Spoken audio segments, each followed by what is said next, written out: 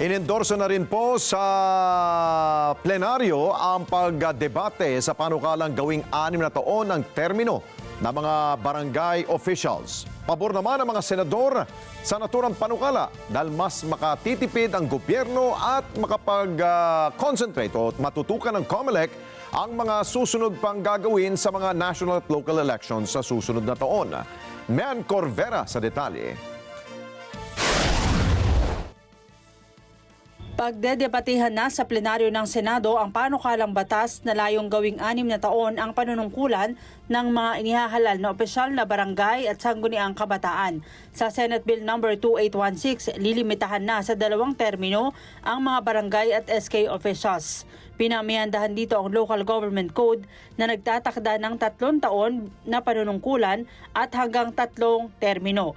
Kapag naisa batas, sa May 2029 na isasagawang eleksyon, kaya mapapalawig ang termino ng mga nakaupo ngayong barangay at SK officials.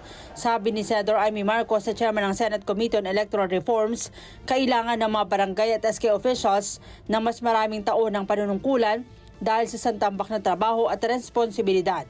Bukod pa rito ang pagtiyak sa kaayusan at kapayapaan ng barangay, trabaho rin ng mga barangay officials ang waste management, pagprotekta sa mga babae at bata mula sa karahasan, gardening, road clearing operations at maraming kampanya kabilang na ang laban kontra sa illegal na droga.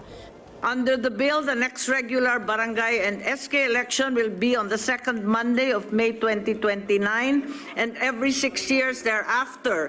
And with a longer fixed term, the barangay officials and members of the SK will deepen their understanding of both national and local issues, as well as implement their own medium and long-term initiatives at the barangay level.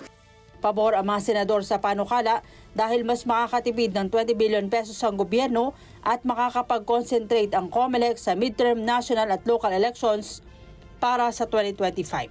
We are reinforcing the constitutional policy on local autonomy to give our barangays as state partners freedom and independence in charting their destiny for the common welfare of our people. Mean Corvera para sa Mata ng Agila, matatag, matapang, matapat. Maraming salamat sa inyo pong pagsubaybay sa Mata ng Agila Primetime.